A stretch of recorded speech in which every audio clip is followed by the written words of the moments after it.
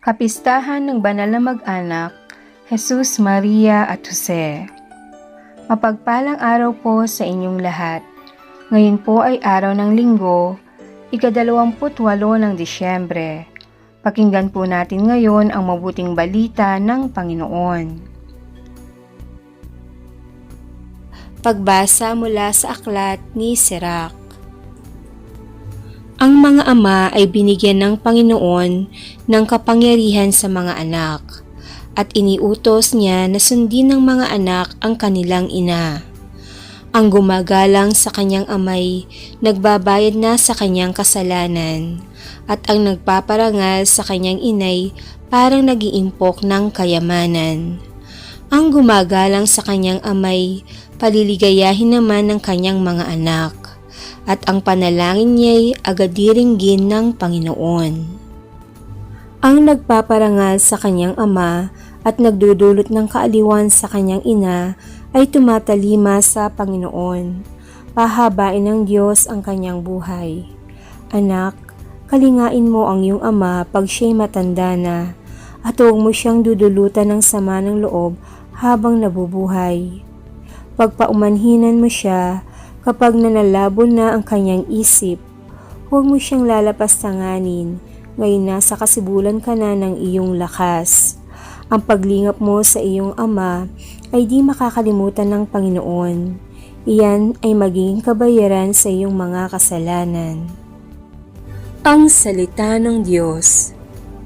Salamat sa Diyos. Salmong Tugunan. Mapalad ang sumusunod na taong may takot sa Diyos. Mapalad ang bawat tao na sa Diyos ay may takot. Ang maalab na adhikay sumunod sa kanyang utos. Hindi siya magkukulang sa anumang kailangan. Ang buhay ay maligaya't uunlad ang kanyang buhay. Mapalad ang sumusunod na taong may takot sa Diyos. Sa tahanan, ang asawa'y parang ubas na mabunga, bagong tanim na ulibo sa may dulang ang anak niya. Mapalad ang sumusunod na taong may takot sa Diyos. Ang sino man kung ang Diyos buong pusong susundin, buhay niya ay uunlad at laging pagpapalain.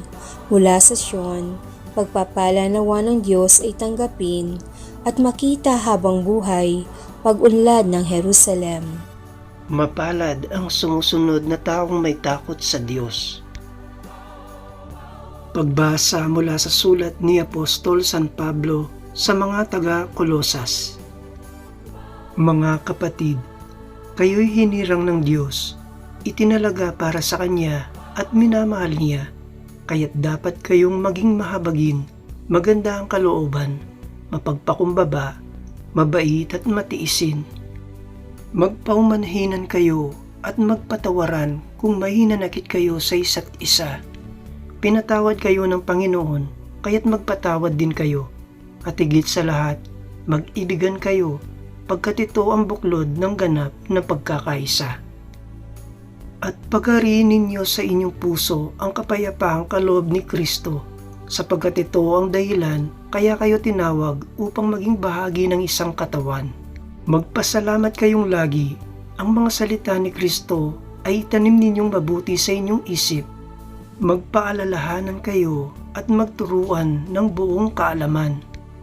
Umawit kayo ng mga salmo, mga imno, at mga awiting espiritual na may pagpapasalamat sa Diyos.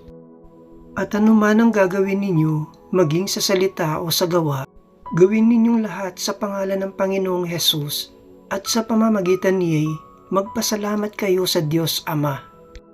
Mga babae, pasakop kayo sa inyong asawa, sapagkat iyan ang kalooban ng Panginoon. Mga lalaki, ibigin ninyo ang inyong asawa, at huwag silang pagmamalupitan. Mga anak, sundin ninyong lagi ang inyong mga magulang, sapagkat ikinalulugod iyan ng Panginoon. Mga ama, huwag ninyong kagagalitan ng labis ang inyong mga anak, at baka manghina ang kanilang loob. Ang Salita ng Diyos. Salamat sa Diyos. Aleluya, aleluya! Kapayapaan ni Kristo at salita niyang totoo naway manahan sa inyo. Alleluia, Alleluia. Ang mabuting balita ng Panginoon ayon kay San Mateo. Pagkaalis ng mga pantas, napakita kay Jose sa panaginip ang isang anghel ng Panginoon. Sinabi sa kanya, "Magbangon ka, dalhin mo agad sa Ehipto ang mag-ina. At huwag kayong aalis doon hanggat hindi ko sinasabi sa inyo, sapagkat hahanapin ni Herodes ang sanggol upang patayin." Kaya dali-daling bumangon si Jose at nang gabing iyo'y dinala sa Ehipto ang mag-ina. Doon sila tumira hanggang sa mamatay si Herodes. Nangyari ito upang matupad ang sinabi ng Panginoon sa pamamagitan ng propeta, "Tinawag ko ang aking anak mula sa Ehipto." Pagkamatay ni Herodes, isang anghel ng Panginoon ang napakita sa panaginip kay Jose sa Ehipto. "Magbangon ka," sabi sa kanya, "iuwi mo na sa Israel ang mag-ina, sapagkat patay na ang nagtangka sa buhay ng bata." Nagbangon siya at iniuwi nga sa Israel ang mag-ina. Ngunit nang mabalitaan niyang si Arkelao ang naghahari sa Judea, kalili ng kanyang amang si Herodes, siya natakot na pumunta roon. Muli siyang sinabihan sa panaginip, kaya't nagtungo siya sa Galilea. Sa Nazaret sila nanirahan upang matupad ang sinabi ng mga propeta, "Siya'y tatawaging Nazareno." Ang mabuting balita ng Panginoon. Pinupuri ka namin, Panginoong Hesukristo.